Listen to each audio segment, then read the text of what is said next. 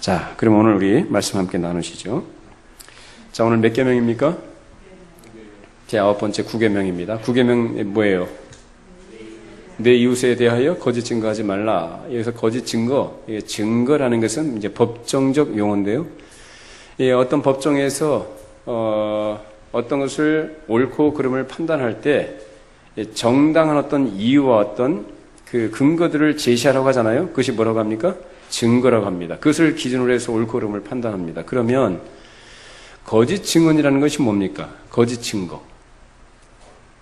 사실관계를 왜곡하는 거예요. 그 사실관계를 왜곡하는 일을 하지 말라 그 말입니다. 있는 사실 그대로 말하라 그 취지입니다. 자, 오늘 우리가 생각하려고 하는 것은 바로 이 9계명의 증거, 즉 증인에 관한 것인데 특별히 오늘 말씀에 보면은 내 이웃에 대하여라는 말이 들어가 있어요. 내 이웃에 대하여. 그럼 여기에서 내 이웃은 누굴까요? 히브리 민족에게 있어서 내 이웃이라고 말할 때는 다른 사람을 말하는 게 아니라 그 히브리 민족 공동체 구성원들을 말합니다. 지금 말하면 이스라엘 백성들을 말하죠. 하나님의 백성들. 자, 왜 내 이웃에 대해 거짓 증거하지 말라고 했느냐? 이 말씀을 여러분들이 이해하기 위해서는 단지 여러분들이 도덕적으로 윤리적으로 이것을 거짓말하지 말라 그런 차원의 문제의 얘기가 아니에요. 그래서 이 말씀의 의미가 무엇인지 이해하려면 우리 설명을 좀 들으셔야 돼요. 근데 여러분 우리가 예수를 믿고 신앙생활하고 이 세상을 살아갈 때 하나님의 말씀을 배워야 됩니까? 말해야 됩니까? 배워야 돼요? 우리가 믿음으로 구원받았으면 다 된 거 아니에요? 무조건 예수 믿으면 되지 않겠어요? 자, 한번 물어보겠습니다. 여러분 10계명 지킬 수 있나요? 지켜요, 못 지켜요? 못 지키는 거 왜 배워요? 지키기 위해서 배웁니까? 거두절미하고 우리 로마서를 통해서 그것은 하도 여러 번 수없이 다뤄왔어요. 우리가 율법을 지킴으로써 의롭다 함을 얻거나 우리가 거룩해 지는 건 전혀 아닙니다. 이 10계명은 이 세상 어느 누구도 지킬 수가 없습니다. 여자의 몸에서 태어난 어느 인간치고 이 10계명을 지킬 사람은 아무도 없습니다. 그런데 우리가 이 10계명의 말씀을 왜 우리가 배우고 우리가 듣느냐? 이것이 하나님이 가지고 계시는 거룩하신 뜻이에요. 그 뜻에 못 미치는 인간들이 누구를 의지하도록? 예수 그리스도를 의지하도록. 결국 우리에게 복음을 제시하기 위한 것이 바로 이 10계명이고 구원하던, 즉 믿음으로 구원하던 하나님의 백성들 또한 하나님 나라 백성답게 그 삶과 그 질서 있는 규모 있는 생활을 위하여 기준을 제시해 주신 것이 바로 10계명이에요. 우리가 지킬 수 없는 것이니까 배우지도 말아야 되고 이것을 지킬 필요가 없으니까 아예 무시해버려라? 그것이야말로요 방종하는 것입니다. 우린 지키지 못하지만 하나님께서 우리에게 제시해 주신 기준이 이것이다라는 것을 알아야만 죄가 무엇인지 알아요. 아시겠습니까? 못하니까 어떻게 됩니까? 날마다 회개해야죠. 날마다 회개해야죠. 만약에 이걸 간과한 채 그저 오직 은혜다, 오직 믿음이다라는 것만 강조하게 되면은요. 그래서 아주 극단적으로 나가게 되면 이 말씀을 배울 필요도 없다 이렇게 가르칠 필요 없고 가르쳐서 되는 게 아니다는 거예요. 가르쳐서 되는 거 아닌 거 알아요. 그러나 분명히 성경에는 수도 없이 가르쳐 지키게 하라 이렇게 말하고 있어요. 지금 제가 뭘 말하려고 하는지 아십니까? 제가 충격적인 얘기를 들었어요. 가르칠 필요가 없다는 거예요. 오직 믿음이라는 거예요. 하도 의문스러워서 여러분이 잘 아는 제가 늘 존경하고 교제하는 목사님께 제가 여쭤봤어요. 도대체 이게 맞는 말이냐? 난 충격받았다. 목사님, 은혜주의자입니다. 그러더라고요. 오직 은혜라는 거야. 오직 믿음이라는 거예요. 내가 그 충격을 받고 나서 내가 한번 그렇게 해봤어요. 그래? 그럼 내가 여태까지 말씀 붙들고 가르치고 설교하고 그렇게 해왔던 생활했던 모든 것들 다 제껴놓자. 그리고 오직 그런 가운데 다 믿음으로만 그리스도를 바라보자. 해봤습니다. 그래, 나 어차피 안 되는 존재니까 아예 그냥 무시해버리고 그리스도만 믿자. 그러니까 마음을 안 지켰어요. 여러분 한번 그렇게 한번 해보세요. 어떻게 되나? 여러분 마음을 안 지키고 마음 지키지 말고 있죠. 여러분 가지고 있는 육신의 본성을 따라서 한번 여러분이 생각하고 한번 행동해 보세요. 어떻게 사라지나? 해보시라고요. 그냥 말로만 듣지 말고 진짜 해보시라고. 완전히 짐승처럼 삽니다. 하나님은 우리에게 그리스도의 거룩한 보혈로 구속받은 백성들이 그렇게 살아가도록 하나님께서 원하시지 않아요. 그래서 하나님 말씀을 가르쳐라. 지키도록 해라. 그렇게 행하라. 그렇게 가르치시는 거예요. 그래서 성령의 인도하심을 따라서 우리가 순종하면 이 율법을 지켜요. 다시 말합니다만 이 지킴으로써 내가 구원의 보탬이 되거나 내가 구원하는 유리한 조건을 형성하거나 어떤 공로가 되거나 내가 거룩해지는 거 아니에요. 우린 그리스도의 피로 거룩하게 된 줄로 믿습니다. 거룩하게 됐기 때문에 하나님 나라 백성이 됐기 때문에 은혜로 믿음으로 구원받은 백성이 됐기 때문에 그 믿음에 합당하게 그 은혜에 합당하게 살아가려고 애를 써야 합니다. 그것 때문에 성령께서 오신 거예요. 이거를 무시하고 뭐 가르치고 지키도록 하는 것이 율법 주자를 만든다고 이렇게 얘기를 해요. 아닙니다. 아주 위험한 생각입니다. 그래서 저는 우리 교회에서 지금까지 그동안 요리 문답 공부도 했고 교리 설교도 많이 했고 성경을 강의해왔고 지금 이 10계명도 지금 강의합니다만 정말로 복된 교회인 줄로 믿습니다. 정말로 감사할 줄 알아야 돼요. 여러분을 정죄하기 위해서 말씀 전하는 것도 아니고요. 정죄하기 위해서 이 말씀을 하나님께서 해주신 게 아니에요. 믿음으로 살아야 될 이유가 무엇인지를 가르쳐 주시는 거예요.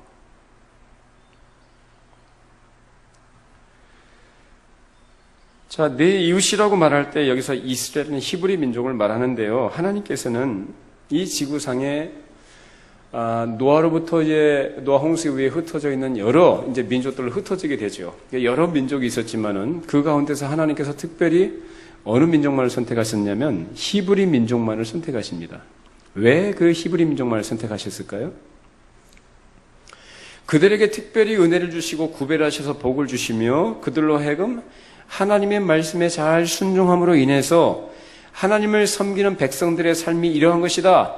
하나님 나라는 이러한 것이다 라는 것을 다른 나라들로 보게 하여서 그들로 하여금 하나님께로 돌아오도록 하기 위하여 그 일에 하나님께서 부르시고 쓰신 민족이 히브리 민족입니다. 자, 이것은 하나님께서 에덴 동산을 창설하시고 거기에 사람을 만들어 두셔서 그들로 하여금 생육하고 번성하라 땅에 충만하라 이렇게 말씀하신 그 목적하고 동일합니다. 무엇을 위한 것이죠? 하나님의 영광을 위해서요. 하나님의 뜻을 이루어드리기 위해서. 자, 이렇게 말하면 또 그렇게 얘기하는 사람들이 있어요. 하나님의 영광을 위하여 우리가 산다? 웃어요. 우리가 무엇을 할 수 있길래 하나님의 영광에서 사냐 이거예요. 뭘 하자는 거죠? 그렇게 말하면 할 말이 없는 거예요. 분명히 성경에도 너희는 먹든지 마시든지 무엇을 하든지 하나님의 영광을 위해서 하라 그렇게 말씀하고 있어요. 그 말씀 어디 가는 겁니까? 그러니까 너무 극단적인 거예요. 사람의 행위로 하는 사람의 몸으로 사람의 의지를 가지고 행하는 모든 것들 전부 다 율법적인 것으로 아주 그냥 비판해버리는 이러한 것이 굉장히 위험합니다. 오직 믿음이라는 거예요. 균형을 잘 이루시기를 바랍니다. 균형을 잘 이루어야 돼요. 이 극단으로 치우는 건 뭐든지 다 잘못된 것입니다. 그래서 이러한 하나님의 특별한 부르심과 그 부르심 목적을 따라서 존재하게 된 이 이스라엘 나라는 그들에게 있어서 그래서 이웃이라는 개념은 아주 특별한 것입니다. 그래서 이스라엘 백성들에게 있어서 이웃은 바로 그 하나님 나라를 건설해 가고 그 일에 부름받은 하나의 방향과 하나의 목표와 하나의 성격을 가진 공동체를 이루고 있는 지체다 그 말입니다. 이웃의 개념이 뭔지 아시겠어요? 단순하게 내 옆에 살붙이고 가까이 살아가고 있는 사람이 이웃이 아니라 그런 하나의 거룩한 부르심을 따라 나온 공동체를 이웃이라 그렇게 얘기하는 것입니다. 이것이 바로 이방 민족과 이스라엘 민족이 다른 점이에요. 그러면 그 이스라엘 백성들이 하나님에 의해서 특별히 구별된 민족이라는 것을 어떻게 드러낼 수 있겠습니까? 무엇을 통해서일까요? 그것은 하나님의 말씀에 잘 순종함으로 인해서 그 순종을 통해서 하나님의 거룩한 백성임을 드러낼 수 있다는 것입니다. 그래서 이스라엘이 그런 삶을 살아가게 되면 하나님께서는 더 그들에게 크신 은혜와 복을 주시고 그들의 삶을 더 풍성하게 해주실 뿐만 아니라 많은 나라와 민족들이 저 이스라엘의 나라는 하나님을 섬기는 아주 독특한 복 있는 백성들이구나 라는 것을 알고 그들 또한 하나님을 섬긴 자로 나올 수 있는 그러한 다리가 되는 그런 통로가 된 역할이 바로 이스라엘 백성들이 갖고 있는 사명이었던 것입니다. 그렇기 때문에 그들에게 이웃은 이와 같이 동일한 목적과 동일한 사명을 가지고 살아가는 사람들을 말하는데 그런 이웃에게 거짓 증거를 해서 해를 끼치게 된다면 그 하나된 공동체가 어떻게 되겠습니까? 유지되고 보존될까요?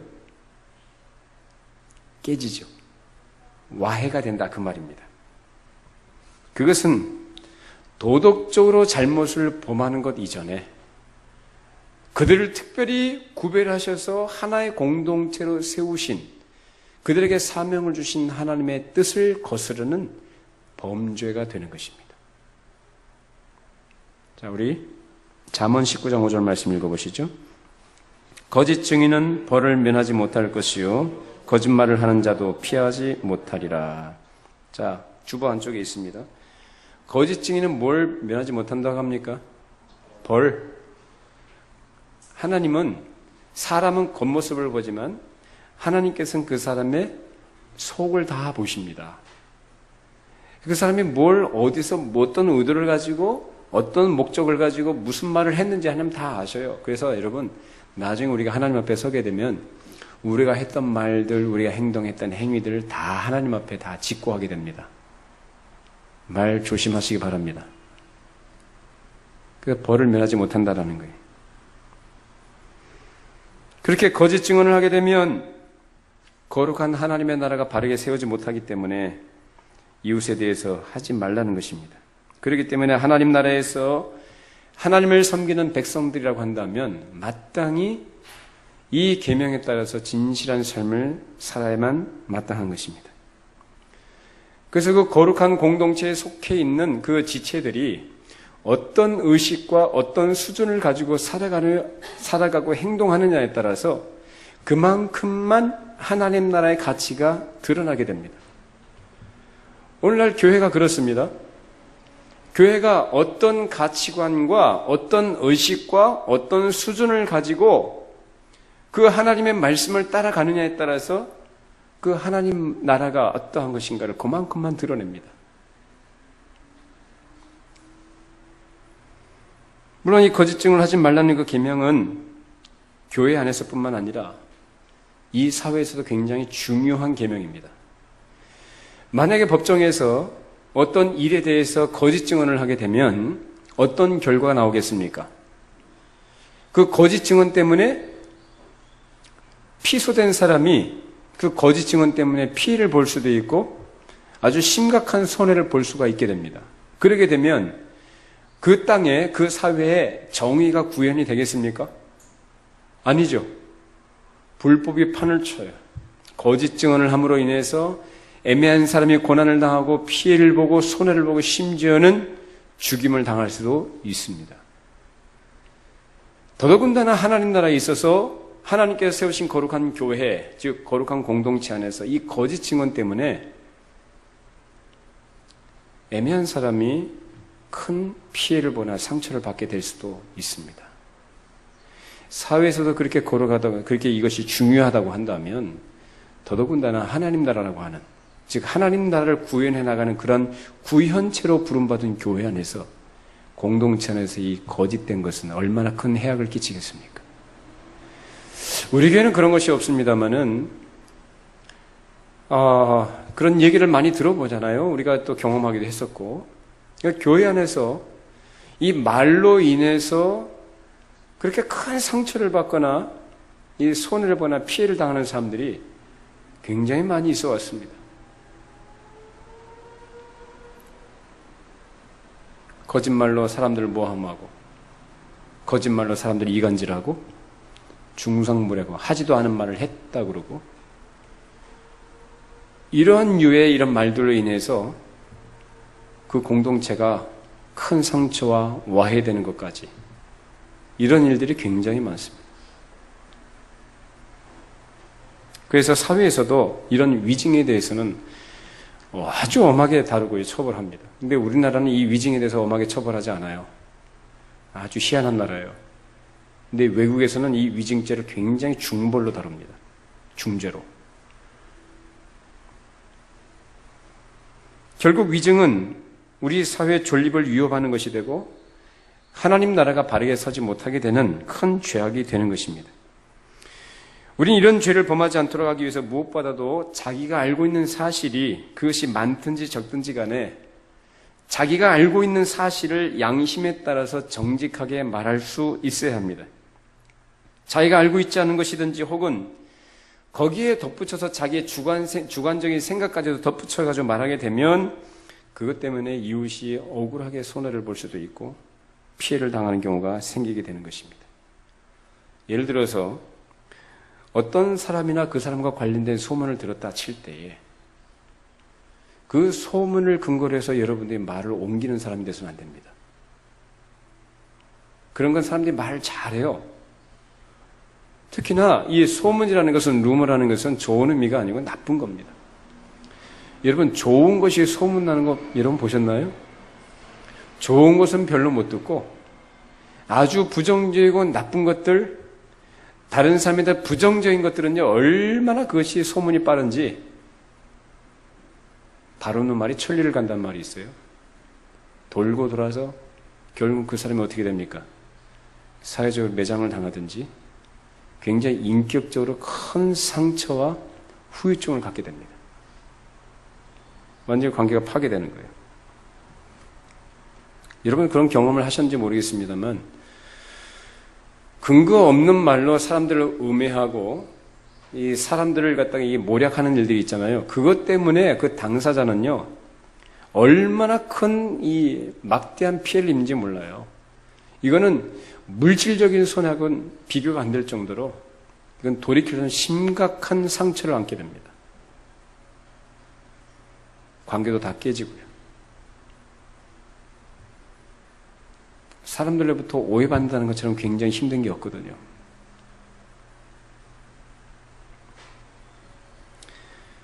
설령 내가 하는 말 그 자체는 악이나 거짓이 없다고 할지라도 말을 어떻게 표현하고 전달하느냐에 따라서 그 말을 듣는 사람들로 하여금 오해를 하게 하거나 또는 결과적으로 피해를 입게 된다면 그것이 바로 거짓 증언에 해당이 됩니다.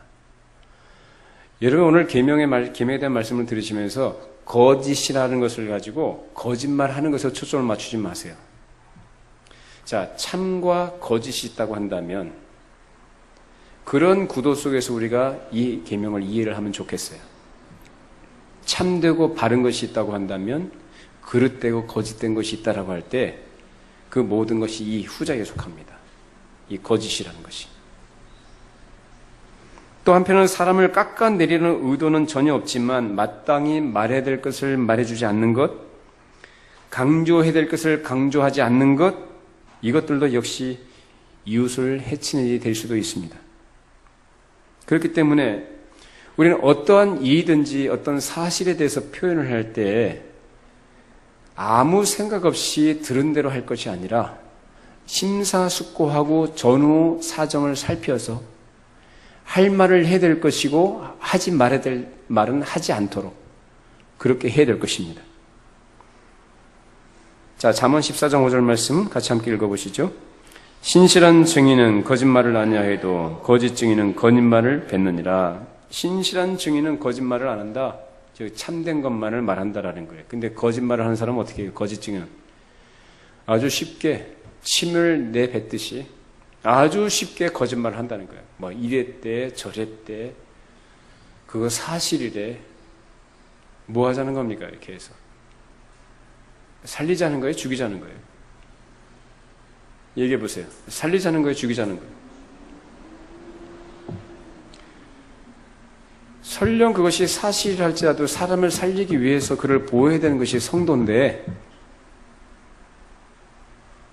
있지도 않은 것을 가지고 사실인 것처럼 그렇게 과대 포장해가지고 이렇게 말을 만들어서 이렇게 막 퍼뜨리면 그 사람 죽이자는 거 아니에요? 그럼 어쩌자는 거예요? 여기 교회에서 공동체 안에서 그거는요 공동체를 깨트리는 행위예요. 이건 누가 좋아하는 겁니까? 누가 좋아해? 마귀가 좋아하는 거예요. 마귀는 하나님 나라를 대적하는 놈이에요. 하나님께서 세우신 그 하나님 나라를 구현해내는 그러한 특별한 기관으로 세우신 이 교회의 연합, 일치됨, 하나됨을 깨트리고 와해시키는 것을 이놈이 얼마나 좋아하는지 몰라요. 그래서 그 일에 쓰임받는 사람들이 바로 구계명 어기는 사람들이에요.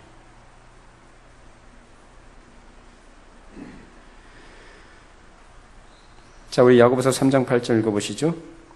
혀는 능히 길들일 사람이 없나니 쉬지 아니하는 독이요 죽이는 독이 가득한 것이라.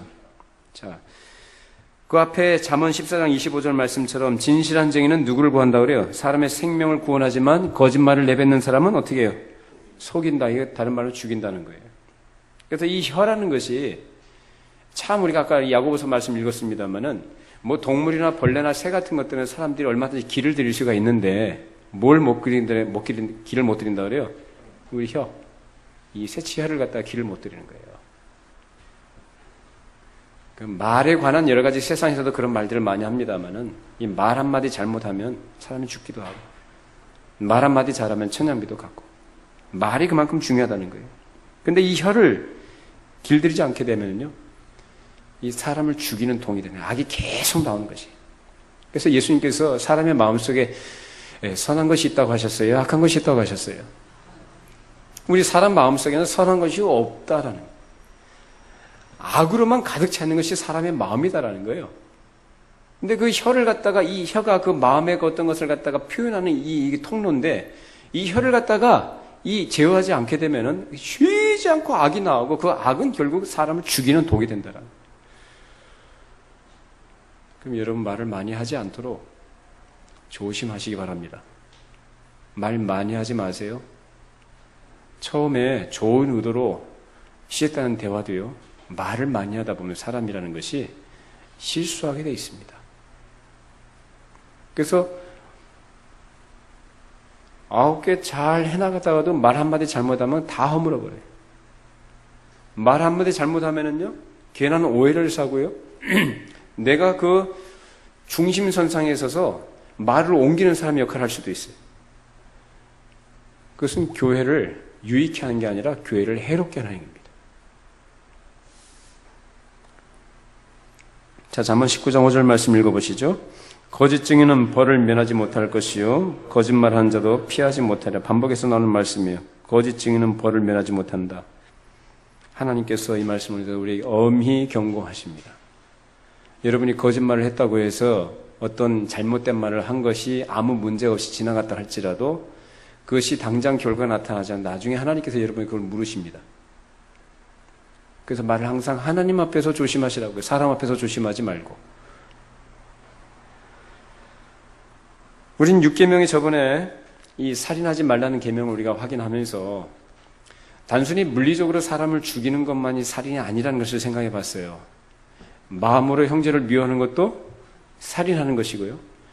또는 오늘 계명과 관련해서 생각해 보자면은 말을 한마디 잘못하면 그 말 가지고 누구를 죽이냐면 다른 사람을 죽여요. 그 사람의 인격을 깎아내리거나 그 사람의 인격을 어떻게 멸시하거나 인격에 상처를 주는 이런 일들이 그 사람을 죽이는 것과 마찬가지예요. 우리 서로에 대해서 서로의 인격을 존중하고 서로를 배려할 줄 알고 서로를 소중히 여길 줄 알길 바랍니다. 그러니까 말을 함부로 하는 거 아니라고요. 그러니까 이게 아무리 강조해도 여러분 또 이게 돌아가면 또 잊어버릴 수 있어요. 네? 그처럼 쉬운 게 아니라고요. 이렇게 설교 여러분이 한두 번 들어가지고 아 그렇구나 여러분 동의 다 하시잖아요. 왜? 틀린 말이 아니기 때문에. 근데 돌아가면 또 이 혀를 갖다 길을 못 들이니까 이 이놈의 혀가 이 구계명을 어기는 앞잡이가 된다 그 말이에요.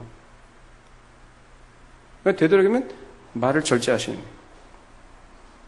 혀를 잘못 놀려가지고 다른 사람의 명예나 생활에 큰 해악을 끼치게 되는 이런 일들이 바로 살인죄에 해당하는 것이고 바로 구계명을 어기게 되는 것입니다.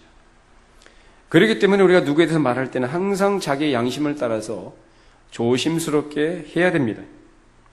그래야 하나님께서 원하시는 거룩한 사회를 우리가 이루어갈 수 있고 하나님 나라가 어떠함을 증거할 수 있는 것입니다. 에베소서 4장 23절 25절 읽어보죠. 오직 너희의 심령이 새롭게 되어 하나님을 따라 의와 진리의 거룩한 후 지으심을 받은 새 사람을 입으라. 그런즉 거짓을 버리고 각각 그 이웃과 더불어 참된 것을 말하라. 이는 우리가 서로 뭐가 됨이라? 지체가 됨이라. 예수 믿고 거듭나 하나님의 백성이 된 사람들은 새 생명을 가진 새 사람들입니다. 새 사람들이기 때문에 그 새 사람답게 우리가 말도 조심하고 행동도 조심해야 되는 거예요. 그렇기 때문에 그 생명을 가진 지체로서 한 몸을 이루고 있는 다른 지체들에 대해서 무엇을 행하지 말라고요? 거짓된 것을 행하지 말라 그 말입니다. 자, 그러면 오늘 말씀에 가르치는 바와 같이 거짓을 행하지 말라고 했을 때 그럼 우리 예수 믿는 사람은 거짓말을 전혀 하지 말아야 되느냐라는 질문이 있을 수가 있겠죠? 자, 그러면 여러분들 거짓말을 하지 말아야 되냐? 아예 하지 말아야 됩니까? 아예 하지 말아야 되겠죠? 근데 성경에 보면 거짓말하는 사람들 굉장히 많이 나와요. 대표적인 예가 여리고성의 기생 라합입니다. 이 기생 라합이 여리고를 정탐하러 온 이스라엘 두 정탐꾼들을 숨겨놓고 그들을 잡으러 온 여리고성 군사들에게 뭐라고 합니까? 이 사람들이 벌써 나갔다. 해질녘에 나갔다라는 거예요. 지금 빨리 쫓아가라. 그럼 잡을 수 있어. 놀리는 겁니까, 누구? 완전 그 사람들 입장에서 보면 매국노 아니에요. 완전 거짓말쟁이 아닙니까? 배신자 아닙니까? 그런데 성경에서 이 라합을 의롭다고 그래요. 믿음으로 라합은 믿음의 사람이라 그래요. 이런 특별하고 예외적인 경우에는 거짓말할 수 있습니다. 근데 그 단 조건과 기준이 있어요. 뭐냐면 하나님을 두려워하는 마음. 또 하나는 다른 사람을 위해서. 2차 대전 당시에 독일군들이 유태인들을 이잡듯 잡아 죽이려고 막 집집마다 수색을 했어요. 뭐 프랑스니 뭐 이런데. 이런 각 집에 숨어있는 이 사람들을 갖다가 그 사람들 유태인들을 숨겨주고 거짓말을 했어요. 이거 구계명 어기는 건가요? 구계명 어기는 게 아니에요, 이거는 불법과 불의에 대항해서, 즉 하나님 반대편의 세력에 대항해서 하나님 편에서는 의로운 행인 줄로 믿습니다. 이런 것들은 예외적인 경우라 그 말입니다. 무슨 말씀인지 아시겠죠? 그러니까 여러분들이 정직하게 말해야 된다고 하니까 거짓말하지 말라고 했으니까 말 기계적으로 다른 사람이 내가 이렇게 말하면 피해를 보고 손해를 보고 매장당하는 거 뻔히 알면서도 그렇게 말하는 거 하지 말라 그 말이에요. 그것이 사실이라 할지라도 하지 말라 그 말이에요. 그럴 땐 여러분 입을 닫으시기 바랍니다. 아시겠죠? 사실만 말했으니까 사실 그대로 말해. 다른 사람이 무슨 죄를 지었거나 잘못한 거 있으면 그대로 다 그냥 사실대로 말하니까 사실 난 정직하게 말한다고 말하는 거예요. 그 사람은 초등학교 다시 나와야 돼요. 이 구계명에 의도하는 게 뭔지를 아셔야 된다 그 말이에요. 그래서 이 예외적인 특별한 경우들을 제외하고는 우린 거짓말해서는 안 된다라는 거예요. 소리문답 제77문 같이 함께 읽어봅니다. 제9계명이 명하는 것은 사람과 사람 사이의 진실함과 우리 자신과 이웃의 명예를 유지하고 증진시키라 하시며 특별히 증언함에 그리하라 하심입니다. 78문 제9계명이 금하는 것은 무엇이든지 진실을 훼손하는 것과 우리 자신과 이웃의 명예를 해치는 것입니다. 자, 그렇습니다. 이것이 바로 9계명을 지금 우리에게 가르치는 거예요. 정신이 뭔가. 다른 사람 앞에서 진실함을 보이라. 그리고 이웃의 명예를 높이는 일에 그렇게 사용하라 그것입니다. 그래서 우리 이웃이 어떤 거짓 때문에 명예가 훼손된다면 내가 그 사실관계를 내가 바르게 알고 있다면 어떻게 됩니까? 그 사람이 이웃이 오해 때문에 그 거짓된 것 때문에 모함을 당하거나 그 명예가 실추되고 있다면 어떻게 해야 돼요? 내가 사실관계를 알고 있을 때 그것이 사실이 아니다라는 거, 그거 거짓된 것이라 내가 알고 있잖아요. 그럼 어떻게 해야 돼요? 내가 나서서 그것을 변해줄 수 있어야죠. 내가 이렇게 나서면 내가 찍힌다? 내가 나서 이렇게 말하면 내가 손해가 온다? 이런 생각 때문에 나서지 않는 경우들이 있죠. 그게 뭐냐면 9계명 어기는 거예요. 나만 잘하면 되지가 않아요. 다른 이웃의 명예를 어떻게 하라고 합니까? 보호하고 지켜주고 그 명예를 어떻게 하라고요? 높여주라 그 말입니다. 그런 일들을 예수 믿는 성도들이 그 일을 해야 된단 말이에요. 몸살이지 말고요.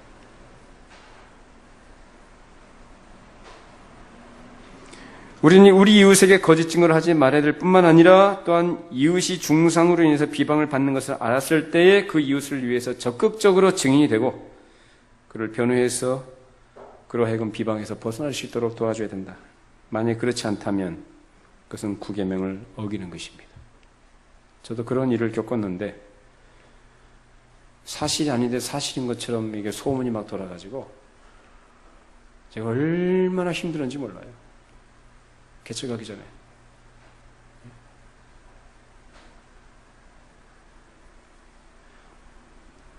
굉장히 힘들었어요.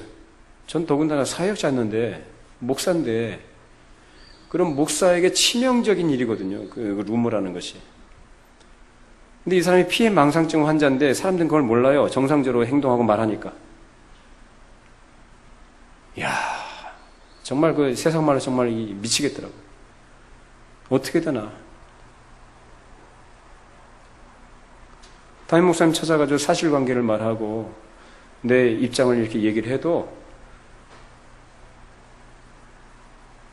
들은 척도 안 해요. 네가 당해라 그거예요. 야. 여러분 우리 그러지 맙시다. 예? 그러니까 그 사람 입장이 돼봐야 되는 거예요. 그리고 자기 자신에 대해서도 사람이 이 9계명을 어길 수가 있는데 자기 자신에 대해서 정직해야 되는데 자기 자신에 대해서 너무 말을 많이 하는 거. 그러니까 과대선전하는 거죠. 자기 자신. 나 이런 사람이야. 자기가 알고 있는 건 요만큼 알고 있는 것이고 또 자기가 뭐 생각하는 거 그런 것뿐인데 그걸 가지고 과대해가지고 자기가 마치 다 아는 것처럼 모든 것을 다 자기가 아는 것처럼 그러니까 말 많은 사람들이 빠지기 좀 실수입니다. 그러니까 여러분 따라합시다. 자랑하지 말자. 이 자랑이라는 게 뭐냐면 탐심이에요. 자기 명예. 자기 명예욕. 막 자랑하고 싶은 거야. 자기 자신을 자랑하고 자기가 했던 것 자랑하고 자기 가족 자랑하고 자기 자식 자랑하고 우리 그런 거 하지 맙시다. 그것이 설령 사실 일정 부분 사실을 할지라도 자기가 말하면 그는요 자기를 과대선전하는 거예요. 다른 사람으로 칭찬하게 하시고 여러분 자신은 칭찬하지 마세요.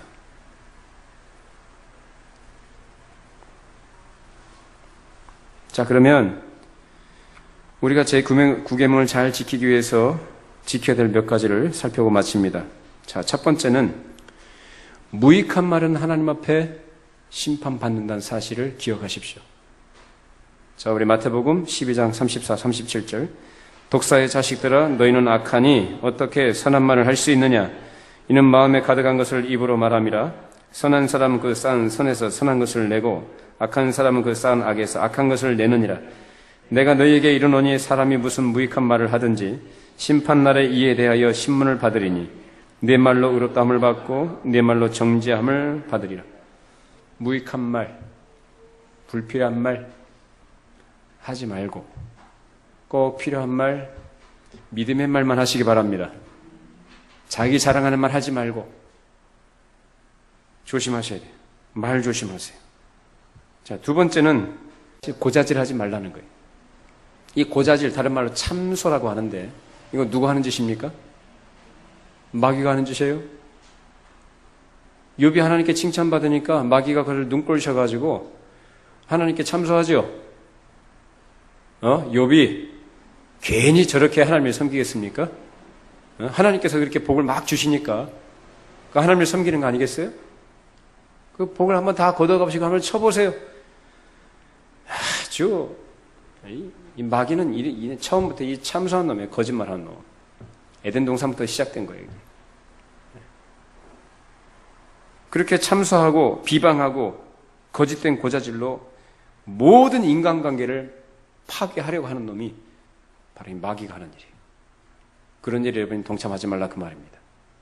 자, 세 번째는 남의 말을 하기 좋아하지 않아야 되고 혹시 대화 중에 그런 말을 하다가도 이제 남의 말하는 건 잘못 말씀인처럼 뭐라고 그래요? 별식과 같아서 깊은 곳에 내려간다.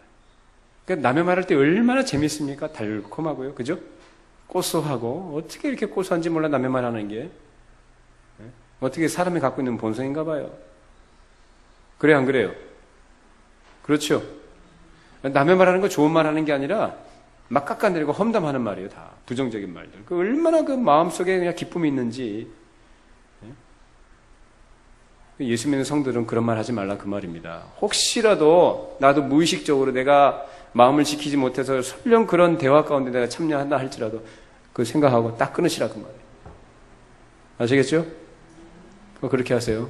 굉장히 우리 공동체에서 중요한 지금 이 계명입니다. 자, 네 번째는 이간질하지 말아야 된다.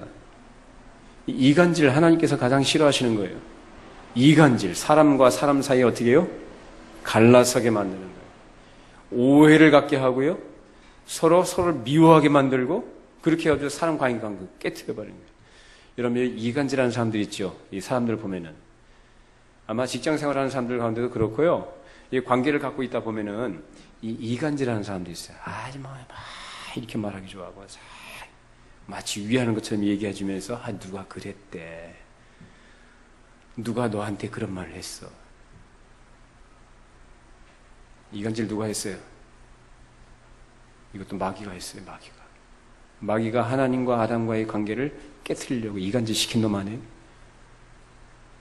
이간질하지 말아야 된다. 다섯 번째로는 남의 일에 간섭하거나 심심풀이로 돌아다니면서 한담하지 말라 그 말이에요. 각자 자기 일 하시기 바랍니다. 남이 잘못한 거 간섭하지 마세요. 그 잘못한 걸 보면 그냥 눈 감으시고 그 영혼을 위해서 기도해 주세요. 아시겠죠? 그러니까 남의 잘못한 거 간섭하지 말라고요. 왜 간섭합니까? 자기도 못하면서. 자기도 못하면서 왜 간섭해요? 왜? 그리고 자기도 못하면서 남이 잘못한 걸 보고요. 간섭하고 너 왜 이랬니 저랬니 하면서 돌아다니면서 그거 가지고 자꾸 말 만들어내요. 이것도 역시 마귀 짓입니다. 각자 자기 일 하기도 바쁩니다. 저도요. 제 영혼 하나 간수하는 것도 힘들어요. 하나님 앞에서 말씀에 순종하면서 사람 몸부림 치는 것도요. 나 혼자도 힘들고 버거워요. 근데 목사가 얼마나 힘든 건지 자기 영혼 하나뿐만 아니라 많든지 적든지 간에 하나님께서 보내신 영혼들을 또 위해서 책임지는 일을 해야 되거든요. 그러니까 더 힘든 거예요. 근데 목사도 그런데 여러분들은요. 여러분 영혼 하나 잘 관리하시고 간수하시는 힘쓰시기 바랍니다. 남의 일 간섭하지 마세요. 남 위하는 게 아니에요, 절대. 그다음에 6번째는 다른 사람의 비밀을 누설하지 말라. 다른 사람의 어떤 프라이버시에 관계된 거, 비밀에 관한 거 알려고도 하지 말고 설령 알았다 하면은요, 그냥 여러분 입 딱 닫으세요. 그 비밀이 좋은 것인지 나쁜 것이든지, 뭐 좋은 것이라면 그것이 그에게 해가 안 된다면 얘기할 수도 있겠지만 대개 비밀 보면은 프라이버시에 관계된 거거든요. 그러니까 여러분 다른 사람의 결점이나 단점들, 잘못한 것들, 어떤 그 추한 것들을 여러분이 알게 됐을 때 그냥 입 딱 닫으세요. 알려고도 하지 말고. 그것이 공동체의 관계를 유지하는 굉장히 중요한 기본적인 툴입니다. 이렇게 6가지 우리가 지켜야 됩니다. 다른 사람을 배려해주고 존중해주고 세워주시고 이 9계명이 우리에게 가르친 요구요. 적극적으로 우리가 실천할 부분들입니다. 우리 하나님 앞에서 정직하게 행하기를 바랍니다. 칼빈 선생이 이런 말을 했습니다. 하나님께서 그 영혼의 명예를, 그 사람의 다른 이웃의 명예를 보존하시기를 기뻐하시는데 그 하나님도 그렇게 기뻐하신다고 한다면 그 예수를 믿는 성도들은 어떻게 되겠냐? 이웃의 명예를 지켜주고 증진시키는 일에 우리가 말씀에 순종해야 된다라고 얘기합니다. 이것이 9계명이 우리에게 요구하고 가르치는 내용입니다. 이 계명을 잘 따라서 우리가 순종하실 때 하나님께서 세우신 이 거룩한 교회가, 공동체가 아름답게 튼튼하게 세워져 가고 우리 공동체를 통해서 하나님의 걸어가신 뜻이 성취될 줄로 믿습니다. 이 일에 우리를 부르셨고 이 일에 순종하도록 하나님께서 명령하십니다. 말씀을 잘 순종하시는 복이 있기를 바랍니다. 기도하겠습니다. 하나님 아버지 감사합니다. 오늘도 저희들에게 은혜 주셔서 귀한 생명의 말씀, 거룩한 교회 주께서 허락하신 생명의 말씀 듣게 하신 것을 감사를 드립니다. 이 9계명이 우리에게 가르친 바대로 이웃에 대하여 거짓 증거하지 않는 참된 것을 말하며 하나님께서 기뻐하시는 것, 이웃에게 유익이 되는 것, 이웃을 세워나가고 이웃의 명예를 높이는 일에 우리가 말을 하게 하시고 우리가 행동하게 하시고 그래서 하나님께서 세우신 교회를 통하여 하나님 나라의 거룩함과 영광이 나타나게 하시며 이러한 일에 우리가 기쁨으로 순종하여 하나님 나라의 복을 누릴 수 있는 주의 백성들이 다 되게 하여 주시옵소서. 예수님의 이름으로 기도합니다. 아멘.